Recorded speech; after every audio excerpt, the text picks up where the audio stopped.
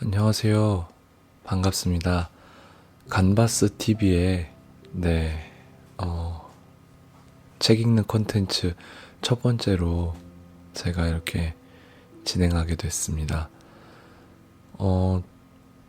부부 브이로그 위주로 만들어지는 콘텐츠다 보니까 많은 분들이 조금 의아해 할 수도 있을 것 같아요. 근데 평소에 와이프랑 저랑 같이 책 읽는 걸 워낙 좋아해서 책을 읽어주는 콘텐츠를 한번 만들어 보고 싶다라고 얘기를 했었는데 어떻게 서로 마음이 잘 맞아가지고 저희가 이제 책을 읽고 이렇게 낭독하는 콘텐츠를 만들어 보려고 합니다. 이게 콘텐츠가 참 좋은 점이 일주일에 한 번 무조건 책을 읽게 되더라고요. 그래서 오히려 시간을 내서라도 책을 읽다 보니까 진짜 뭔가 마음의 양식이 좀 쌓이는 느낌이에요. 벌써 한 권, 다 읽었습니다. 보통 제가 1년에 책을 많이 읽으면 3, 4권 정도가 되는데 덕분에 좋은 습관을 들일 수 있지 않을까라는 생각이 드네요. 여러분들도 이참에 책을 읽는 습관을 좀 가져보는 건 어떨까 생각이 좀 듭니다.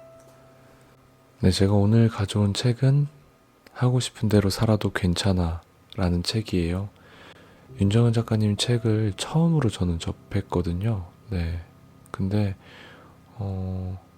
자신의 이야기를 소소하고 솔직하게 적어 놓으신 게 저는 굉장히 인상적이었어요. 그리고 무엇보다도 책이 굉장히 잘 읽히더라고요. 잘 읽혀지는 책을 쓰는 게 생각보다 쉽지 않다고 얘기를 들었습니다. 저도 나중에 정말로 기회가 된다면 좀 제 이야기를 소소하고 담담하게 적어내는 에세이집을 하나 내보고 싶다라는 생각을 좀 갖게 되네요. 어쨌든 저는 이 책을 한 2, 3일 만에 바로 다 읽었습니다. 그만큼 잘 읽혀지는 책이었고 저한테도 남는 게 많았던 책이었던 것 같아요. 그러면 윤정은 작가님의 하고 싶은 대로 살아도 괜찮아 책 읽어보도록 하겠습니다. 하고 싶은 대로 살아도 괜찮아. 늘 남에게 애쓰기만 하느라 나를 잃어버린 당신에게.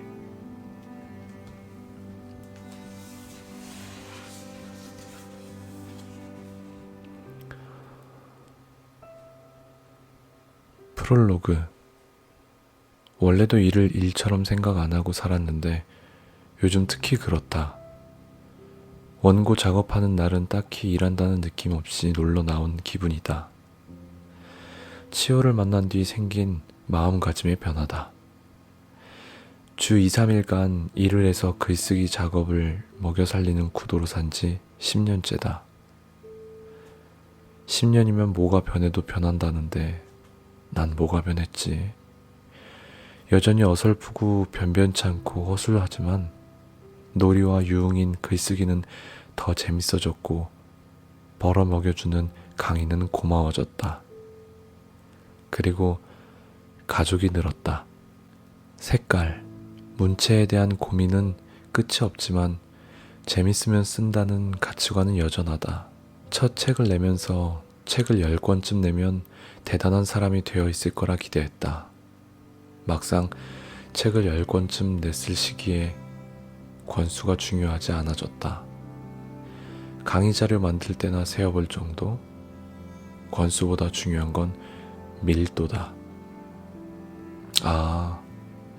책을 10권쯤 내니 알겠다. 글쓰기는 정말 어렵구나. 젠장. 10년간 작가로 살아와도 여전히 어려운 건 글쓰기이고 윤정은으로 36년을 살아도 어려운 게 나 자신과의 관계다. 그뿐일까? 얼마 전엔 후진 주차를 하다 자동차 왼쪽 사이드 미러를 부쉈다. 운전한 지 16년째인데 아직도 후진 주차를 할 때 가늠이 어렵다. 습관적으로 발목 양말을 신다 보니 겨울엔 늘 발이 시렸는데 친구가 목이 긴 양말을 신는 걸 보고 아, 겨울엔 발목이 긴 양말을 신는구나 배웠다. 긴 양말을 신으니 따뜻하다. 아직도 인생은 아리송하고 나는 허점투성이다. 이런 내가 엄마로 3년밖에 살지 않았으니 육아는 여전히 어렵다. 모성애는 아이만 낳으면 저절로 생기는 줄 알았는데 부서질 듯 작은 아이를 안고 겁부터 났다. 출산 후 아이를 너무 사랑해 모든 걸 주어도 아깝지 않은 마음보다 아이로 인해 달라질 내 인생이 두려웠다. 아이를 낳자마자 처음부터 엄마로 살아가기 위해 준비된 양 모든 걸 완벽하게 해내는 사람들이 신기했다. 어쩜 저렇게 하루 만에 모두 전환이 가능할 수 있지? 엄마라면 당연히 아이를 위해 희생해야 한다고 생각하면서도 결혼과 출산 후에도 여전히 여성의 사회생활이 보장되는 프랑스식 육아를 동경하는 그들의 양면적 사고가 이해되지 않았다. 보고만 있어도 귀여운 내 새끼를 위해 해야 할 일이 왜 이렇게 많은지, 아이를 양육하는 게 상상 이상으로 힘든 일이라는 걸 왜 아무도 말해주지 않았을까? 혼란스러웠다. 이전에 나는 하고 싶은 게 명확했고 세상은 꿈꾸는 대로 움직여줄 거라 확신했다. 삶은 대체로 호의적이었고 넘어져 아파도 아픔을 음미할 여유가 있었다. 좋아하는 것과 싫어하는 것쯤은 자의적으로 조절할 수 있는 감정이라 생각했고 관계 온도 조절이 가능할 줄 알았다. 뜨거울 때 뜨겁고 차가울 때 차갑던 자유가 넘쳤다. 그땐 정말 몰랐다.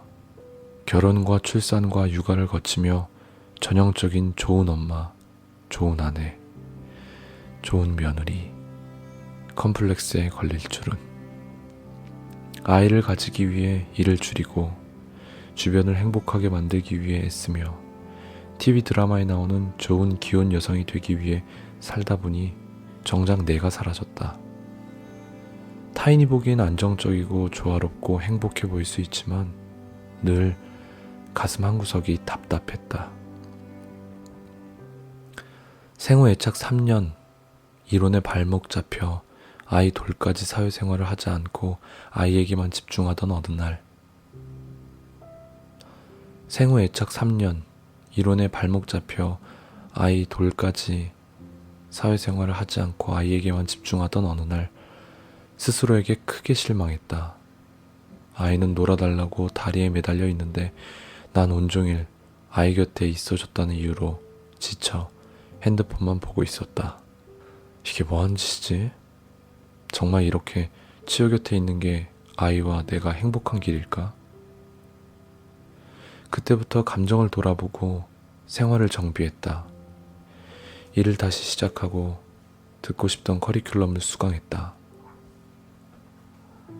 나를 위한 삶을 되찾은 지금은 치워와 함께 있을 때 가급적 핸드폰을 보지 않는다. 아이의 눈을 바라보며 함께 웃는다. 자고 나면 커버려 아쉬운 예쁜 아이의 움직임을 부지런히 눈에 담는다. 좋은 엄마가 되고 싶은데 좋은 엄마란 어떤 엄마를 칭하는 걸까? 뭐가 정답이고 어떤 엄마가 좋은 엄마인지 모르겠다. 과연 좋은 엄마의 기준이란 게 있을까? 만약 사회적으로 좋은 엄마의 기준이 정해져 있다면 그 기준도 결국 누군가의 논문, 발표 자료 혹은 생각에서 나온 것뿐이다. 내 가정, 내 인생에 좋은 엄마의 기준은 본인이 정한 답이 진짜 아닐까? 원래도 다정한 남편이 치열하면 껌뻑 죽는 건 아이를 낳기 전부터 기정사실이었다. 아이를 하나만 낳기로 했으니 힘닿는 만큼 아이를 안아주고 싶다며 자주 안는다. 치호의 어린이집 적응 기간 동안 나는 유모차로 아이를 데려다주고 남편은 힙시트로 안아서 아이를 데려다줬다. 자연스레 아빠 품에서 떨어지기 싫은 아이는 헤어질 때마다 울었고 나와 헤어질 때는 거의 울지 않았다. 지금은 누가 등원시키든 울지 않고 웃는다. 아빠를 좋아하는 치호가 너무 귀여워 친구들에게 이야기를 해줬다.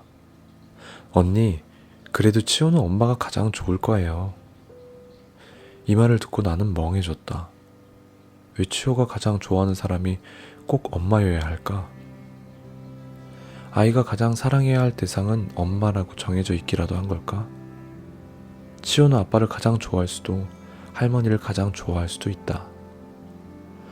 아이 시야에서 갑자기 사라질 가능성이 있는 사람이 아니라면 가족 중 누구와 가장 강한 애착 관계를 맺어도 괜찮지 않을까? 엄마와 아빠가 함께 만든 작품이 아이다.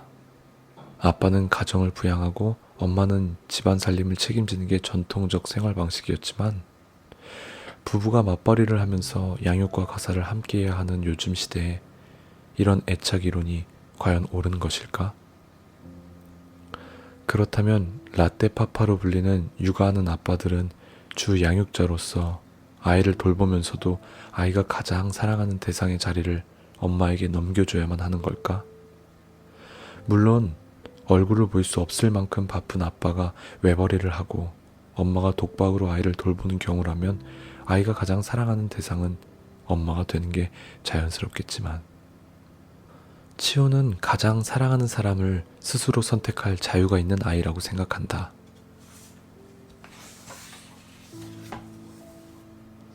나는 생후 2달부터 5살까지 조부모님이 양육해 주셨는데 지금도 가장 사랑하는 사람은 엄마가 아니라 돌아가신 할아버지다.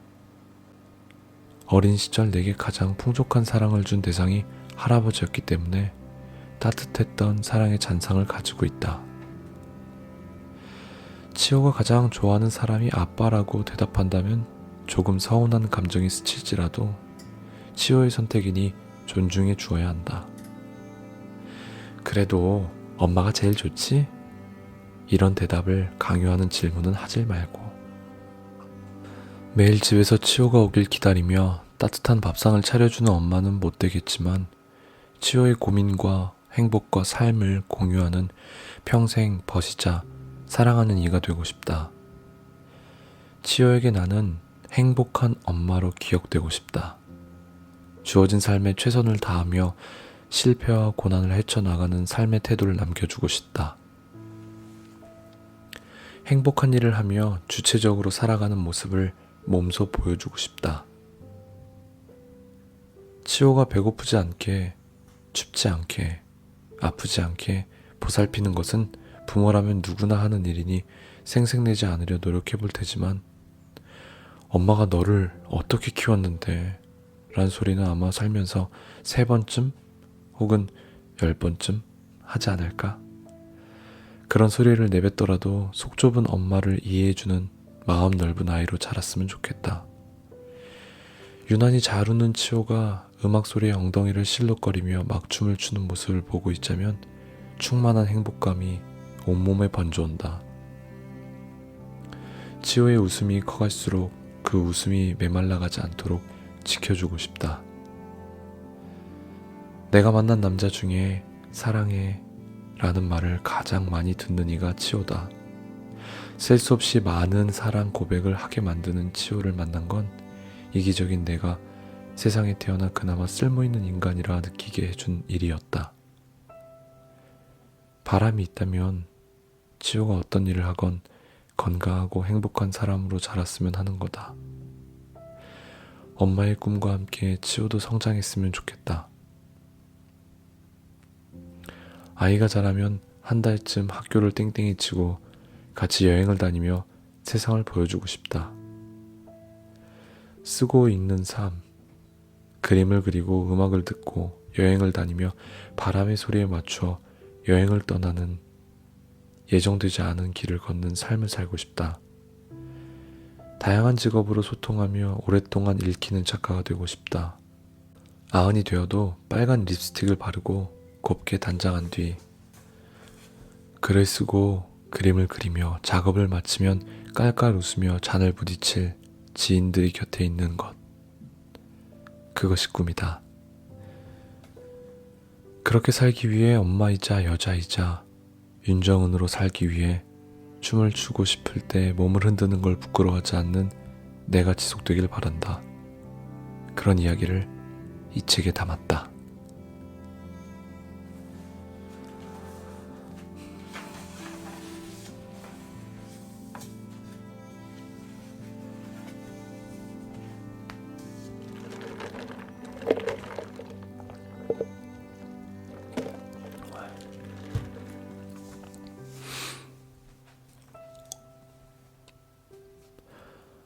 오늘이 내 인생에서 가장 젊은 날.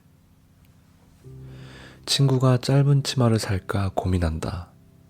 다리 라인이 길고 예쁜 친구에게 왜 고민하냐고 물었더니 이렇게 답한다. 이 나이에 20살 애들처럼 입으면 보기 흉하지 않니? 아니, 전혀. 오늘이 우리 인생에서 가장 젊어. 60의 미니스커트를 입은들 네가 입고 싶다면 입는 거야. 예뻐. 20살에 입는 스커트보다 풋풋함은 덜해도 성숙미와 관능미라는 게 있지 않은가. 원하는 것이 있다면 어느 때라도 나이는 별로 걸림돌이 되지 않는다.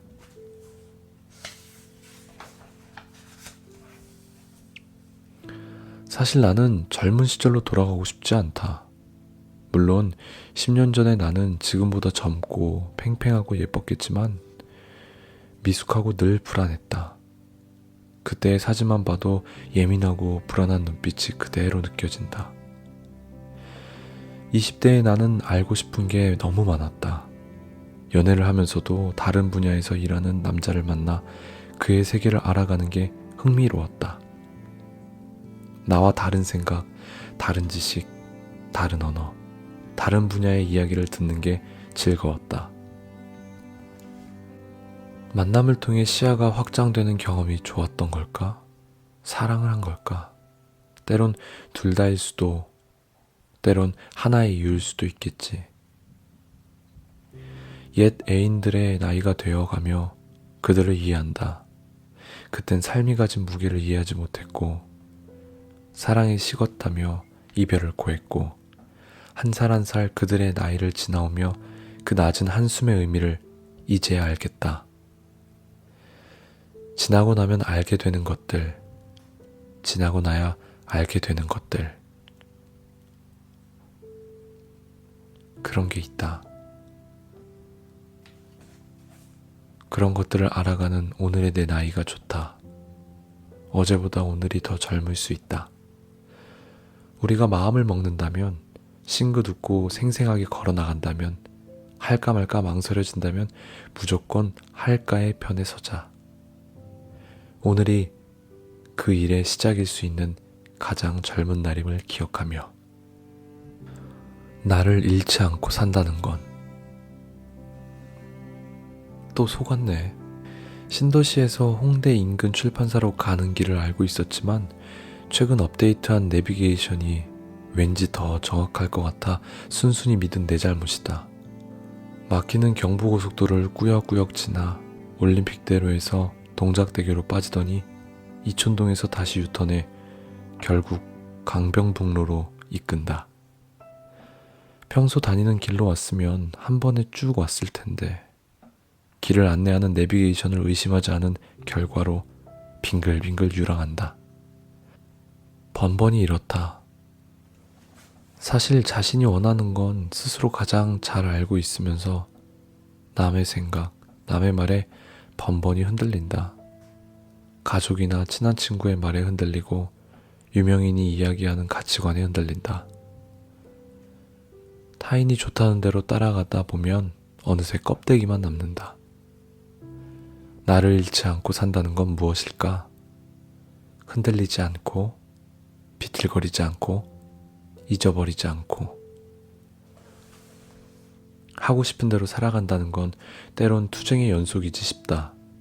타인에게 흔들리지 않기 위한 투쟁이기도 하지만 가장 중요한 건 타인에게 흔들리며 안주하려 하는 나 스스로에 대한 투쟁이다. 나를 잃지 않고 산다는 건 어쩌면 익숙해진 옷을 벗어던질 용기를 스스로 내는 연습이 필요한 게 아닐까? 관성과 타성에 길들지 않기 위해 익숙해진 것들을 돌아본다.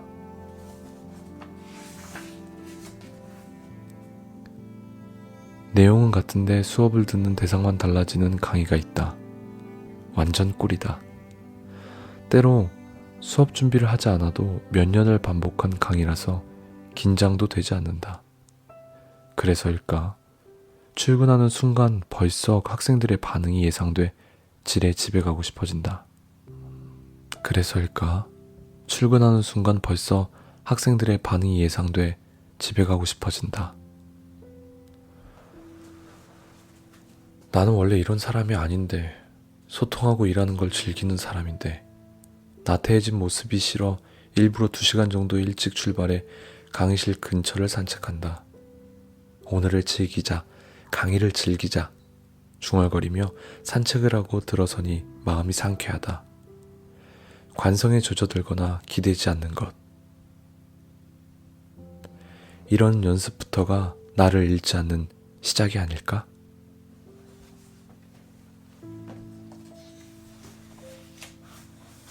너를 통해 나는 잘한다. 엄마, 아빠, 엄마, 아빠. 철퍼덕 까르르르. 지호가 걸음마를 시작할 때였다. 처음으로 자기 발로 걷는다는 게 신기한가 보다. 자다가도 일어나 걸어 나간다. 뒤뚱뒤뚱 걷다가 넘어져도 울지 않고 일어나 다시 걷는다. 걷다가 길에서 낙엽도 주워 먹으려 하고 지나가는 형이랑 누나를 보고 흥분해서 소리도 지른다. 결국 철퍼덕 넘어질 거면서 일단 일어서면 세상 가장 뿌듯한 표정으로 날 바라본다. 아이가 짓는 표정이 너무 사랑스러워 한참을 웃는다. 동영상으로 치호의 첫걸음마를 기록한다. 치호야, 네가 드디어 세상에 2발로 혼자 설 수 있는 시기가 되었네. 너무 기특하고 멋지다. 치호는 마치 엄마, 나 일어났어. 나 걸을 거야. 칭찬해줘. 라는 눈빛으로 의기양양하다. 그 눈빛을 읽고 호들갑스럽게 손뼉을 쳐주면 치호는 눈이 보이지 않을 만큼 활짝 웃으며 내게 달려와 안긴다. 꽉 끌어안고 같이 웃다가 이내 내 팔을 뿌리치고 다시 일어선다. 홀로 서기 위해 자신의 힘으로 걷기 위해 오뚜기처럼 넘어져도 일어나고 다시 일어난다. 치호야, 엄마가 손 잡아줄까? 아이가 넘어질까봐 손을 잡아주려고 하면 아이는 있는 힘껏 내 손을 뿌리친다. 혼자 걷고 싶어서, 혼자 이루어내고 싶어서. 아이가 걷는 걸 바라보다가 세상살이에 겁을 집어먹은 내가 2살짜리 아기보다 못난 걸 깨닫는다. 사거리 신호등 밑에서 바람에 실려온 먼지 냄새에 구역질을 하며 아이가 들어선 걸 알았고 자연스레 일을 쉬었다. 10여 년간 일을 쉰 적이 한 번도 없었는데 처음으로 백수가 된 상황이 어색했다. 아이를 낳고 다시 복귀할 수 있을지, 내 자리에 대신 설 사람은 누구일지 불안했다. 치호가 걸음마를 떼기 시작할 무렵엔 나도 일에 다시 복귀하려고 모색하는 중이었다. 그런데 2년을 쉬다 보니 지레 겁부터 났다. 나보다 일 잘하는 사람도 많은데 내 컨텐츠가 요즘 시장에 먹힐까? 이러다 복귀 못하는 거 아니야? 이력서에 쌓인 긴 프로필이 무색할 만큼 시도해보지도 않고 겁부터 내는 한심한 나보다 넘어질 걸 알면서도 걸음을 떼는 치호가 더 어른 같았다. 치호는 몸짓으로 말한다. 두려워하지 말고 일단 한 걸음을 떼는 용기부터 내라고. 그래, 넘어지더라도 다시 일어서는 너의 걸음마처럼 나도 시작해볼게. 고마워. 너를 통해 나는 잘한다.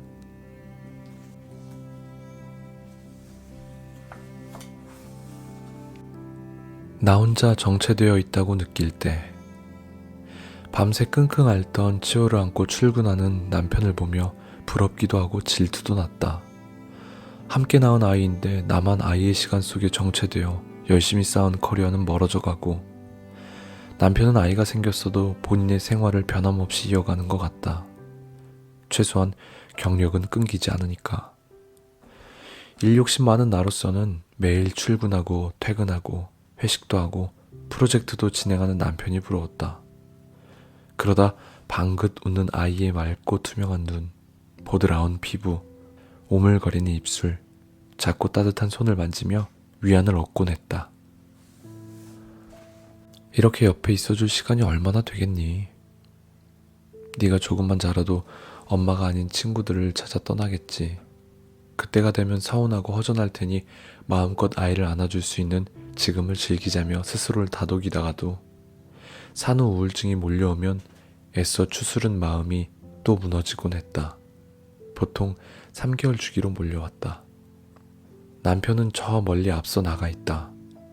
우리가 함께한 시간 속에서 남편만 혼자 성장한 걸까? 가족을 위해 가장 좋은 선택이라 생각해 일을 접고 가정에만 집중했는데 일을 포기하지 않았던 친구는 여전히 예쁘고 성실하고 아이들도 잘만 자랐다. 허탈하다. 나만 정체되고 뒤처진 걸까? 괜스레 울적해져 쇼핑하러 나갔다가 아이 옷만 잔뜩 샀다. 저녁 찬거리를 사들고 집으로 돌아오는 길에 연년생 아이를 둔 친구와 통화를 했다. 첫째가 요즘 유치원에 안 가려고 해서 아침마다 쇼를 한다니까. 어린이집 안 다니는 둘째까지 옷 입혀서 둘째야 어린이집 가자. 첫째도 유치원 가야지 하고 둘 다 데리고 나와. 너무 스트레스 받아. 어제는 엄마가 와서 애들을 봐주고 난 청소를 하는데 이런 생각이 들더라. 내가 대학원까지 나와 이게 뭐 하는 짓인가. 엄마는 이런 날 보며 어떤 생각을 할까? 다시 일을 시작하고 싶은데 이제와 무슨 일을 어떻게 해야 할지 모르겠어. 애들은 또 어쩌고. 그래, 맞아. 그래, 맞아. 나만 혼자 정체된 것 같아 끙끙 앓다가 공감해주고 이해해주는 동지를 만나니 한결 속이 편안하다. 인간은 스트레스를 수다로 풀어야 하는 동물인 것인가? 나만 정체된 건 아닌 것 같다. 지금은 정체기가 아니고 오히려 성장기일 수도 있다. 기다림으로 익어가는 시간을 보내고 있으니까.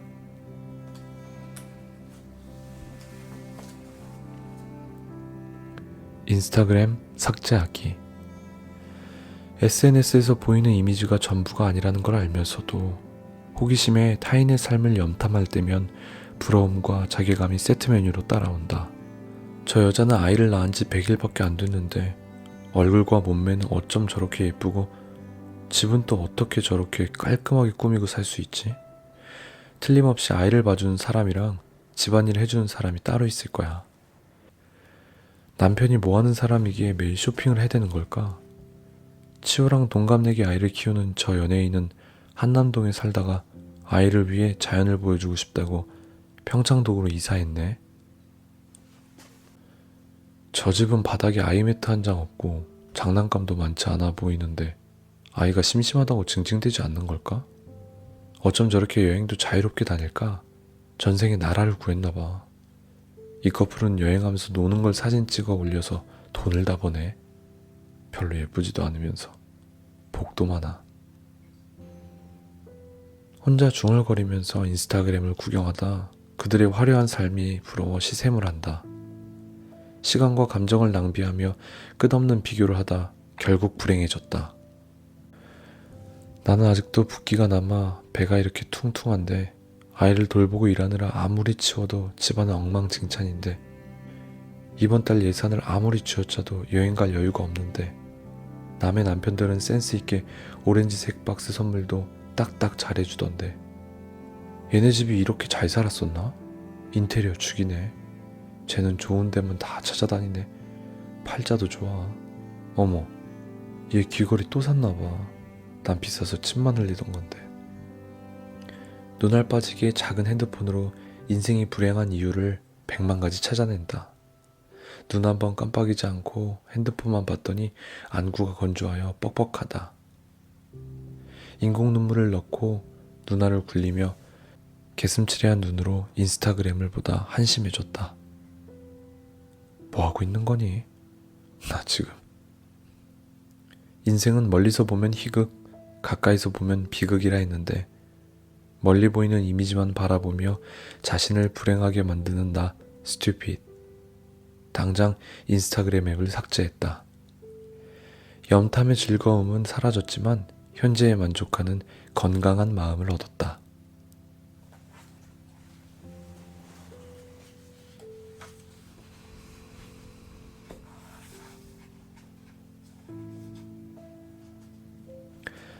일상을 여행하듯 산다. 프리랜서로 산 지 10년이 됐다. 안정적인 월급은 포기하고 불안정한 자유를 선택했다. 아침에 눈 떠 가고 싶은 장소로 노트북을 들고 이동한다. 노트북만 있으면 그곳이 작업실이 된다. 매화가 한창인 봄날엔 지리산으로 달려가 흐드러지게 핀 매화나무 밑에서 돗자리를 깔아놓고 막걸리 한잔하며 글을 쓴다. 한강 둔치에 앉아 운동하는 사람들 옆에서 글을 쓰기도 하고 삼성동이나 여의도처럼 복잡한 도심 한복판 카페에서 글을 쓰기도 한다. 가장 좋아하는 장소는 바닷가 앞 노천 카페다. 그래서 책을 계약하는 순간 비행기 티켓부터 예매한다. 목적지는 주로 제주도 바닷가다. 티켓에 적힌 날짜까지 1차 탈고를 마무리해 프린트한 후 원고 뭉치를 들고 여행을 떠나 바닷가 앞에서 2차 퇴고를 하는 일. 노트북으로 보던 원고를 종이 위로 옮겨와 한자 한자 읽다 지치면 바닷가로 나가 걷는다. 지방으로 강의를 가게 되면 나를 위한 시간을 일부러 낸다. 작년엔 속리산 앞 연수센터에서 강의를 여러 번 맡았다.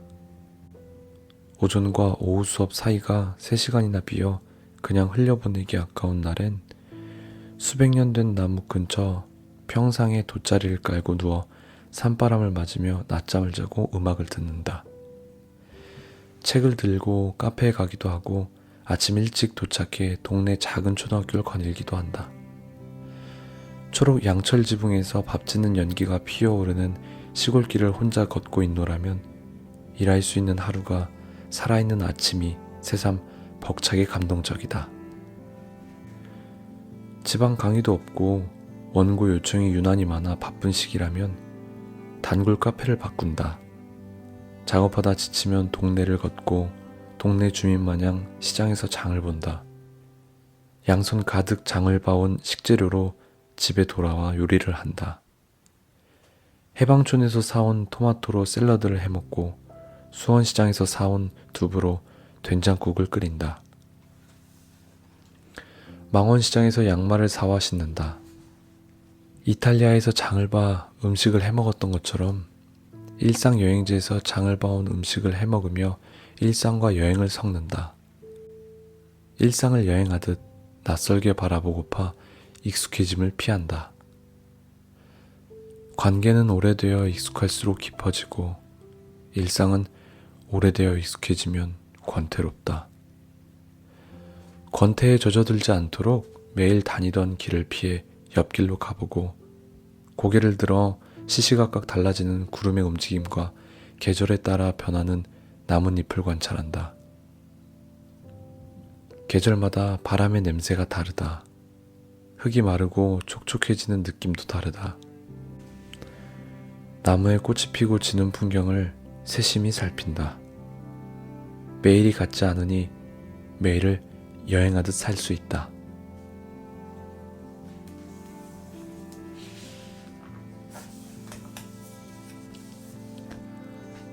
자, 이렇게 해서 하고 싶은 대로 살아도 괜찮아 낭독을 마치겠습니다. 생각보다 책을 읽는다는 게 쉽지는 않네요. 근데 재밌기도 하고 한편으로는 어떻게 들릴지도 조금 걱정이 되기도 합니다. 앞으로는 저도 그렇고 우리 와이프도 그렇고 둘이 같이 번갈아 가면서 낭독하고 읽어보는 시간을 또 가져볼게요. 다음 책도 기대 많이 해주시고요. 그럼 저는 여기서 물러가겠습니다. 좋은 밤 되세요.